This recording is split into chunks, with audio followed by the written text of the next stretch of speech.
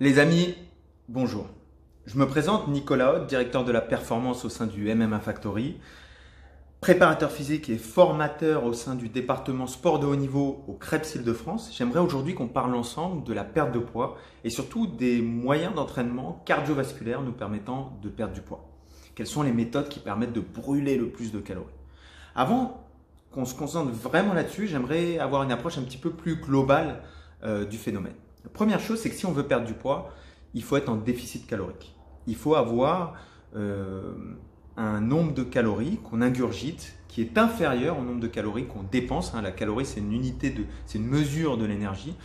Et il faut avoir du coup ce qu'on appelle un régime hypocalorique. Vous ingurgitez moins d'aliments, moins de calories que ce que vous dépensez au travers de votre activité quotidienne. Ça, c'est le premier élément, l'élément le plus important. Une des façons d'augmenter la quantité d'énergie que vous dépensez chaque jour, c'est d'augmenter ce qu'on appelle le NEAT. Le NEAT, Non-Exercise Activity Thermogenesis, c'est l'ensemble des calories, de l'énergie que vous dépensez dans votre activité quotidienne. Je prends un exemple, là je suis en train de vous parler assis. J'aurais pu vous parler debout et j'aurais dépensé plus de calories. Si je prends les escaliers, au lieu de prendre l'ascenseur, je vais dépenser plus de calories. Je pourrais aller acheter le pain à pied ou en voiture et la dépense calorique ne va pas être la même. Je pourrais aller au travail en transport en commun ou en vélo et la dépense calorique, une fois encore, ne va pas être la même. Le NEAT constitue la plus grosse dépense d'énergie que vous allez avoir dans la journée. Mis à part si vous êtes athlète professionnel, et même pour les athlètes professionnels, parfois le NEAT est la plus grosse dépense d'énergie. Mis à part si vous êtes athlète professionnel, cette énergie que vous dépensez dans l'ensemble des activités que vous faites au cours de la journée constitue l'ensemble de votre dépense calorique. Ensuite, on a l'exercice physique, qui est un outil. Dans l'exercice physique, on pourrait diviser en deux parties. On pourrait diviser en exercice de travail neuromusculaire, la musculation, l'hypertrophie, la prise de muscle, la prise de masse. Ce travail-là ne dépense pas énormément de calories. De l'autre côté, on va avoir le fameux cardio, les exercices à penchant cardiovasculaire. Et de ce côté-là, on va pouvoir diviser encore une fois entre deux parties. On va pouvoir diviser entre les exercices qui sont continus et les exercices qui sont intermittents. Dans les exercices qui sont intermittents, on en connaît plein de formes, le court, le tabata, différents types d'intervalles, l'intervalle alactique, lactique, etc. Le principe est toujours le même. Le principe est de diviser le temps de façon à ce que pendant un temps relativement court, on puisse être à une intensité supramaximale, au-delà de sa VMA, au-delà de sa vitesse maximale aérobie, au-delà de sa puissance maximale aérobie.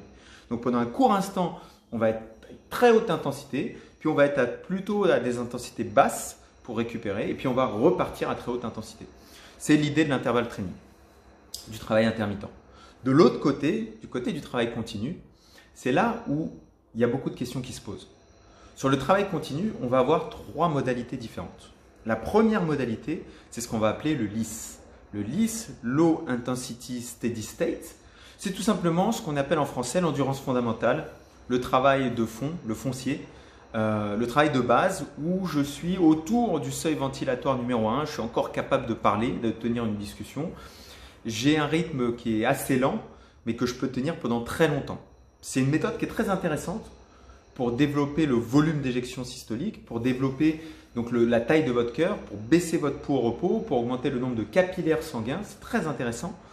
En ce qui concerne la dépense énergétique, ce n'est pas très intéressant parce que ça ne consomme pas beaucoup d'énergie et donc il faut en faire beaucoup pour que ce soit très utile. En deuxième méthode, on va voir le MIS. Donc les autres lettres sont pareilles, comme le LIS, MIS, sauf que cette fois-ci c'est Moderate, Moderate Intensity Steady State. En français, on traduirait par mouvement continu à intensité modérée. Donc là, le MIS, c'est le footing que vous faites presque instinctivement. Le soir, je fais mon petit footing, le midi, je fais mon petit footing, le matin, je fais mon petit footing. Et c'est un footing sur lequel j'ai un rythme qui est soutenu, mais qui n'est pas trop important. Il est soutenu, mais quand j'arrive, je ne suis pas sur les rotules, je suis pas en fin de vie, c'est pas trop épuisant, c'est fatigant, mais sans être trop épuisant. Là, on est sur une dépense calorique qui est très intéressante parce que c'est un effort qu'on peut maintenir pendant assez longtemps. Et donc, on est sur une intensité qui est très intéressante pour dépenser beaucoup de calories. Gros avantage de cette méthode, le MIS, c'est qu'on peut le répéter plusieurs fois dans la semaine. On connaît tous des coureurs qui courent le lundi, le mardi, le mercredi. On peut le faire quasiment tous les jours. Mais si on veut aller sur le plus, et attention, je ne dis pas qu'il faut tout le temps aller sur le plus, mais je dis si on cherche à savoir quelle est l'intensité de travail continu cardiovasculaire qui va dépenser le plus de calories, on va être sur le HISS. HISS, ça va être HISS, High Intensity Steady State. Et donc, on va être sur un effort, je sais pas, je fais un 10 km, et ce 10 km, j'essaie de le faire le plus rapidement possible. Gros effet sur le système cardiovasculaire, gros effet sur la dépense calorique. Par contre, forcément, grosse perturbation de l'homéostasie, grosse perturbation de l'équilibre du corps, de l'état d'équilibre du corps, grosse fatigue. Et donc, c'est le type de travail qu'on ne peut pas reproduire en permanence. Ce type de travail, moi, je vous conseille de le faire au maximum entre 1 et 2 fois par semaine. Donc, pour rappeler, perdre du poids, avoir une balance calorique déficitaire. Balance calorique déficitaire, je peux soit manger moins et faire plus d'exercice physique ou aller du côté de plus d'exercice physique. Je peux aussi augmenter mon NEAT, la dépense calorique que je fais dans les mouvements que je fais au quotidien.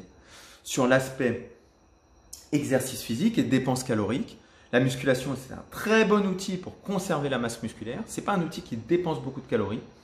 Par contre, le travail intermittent ou le travail continu en choisissant les bonnes modalités peuvent vous entraîner vers une dépense calorique supérieure. J'espère que cette vidéo vous a aidé. Si c'est le cas, n'hésitez pas à liker, partager, diffuser. À très bientôt.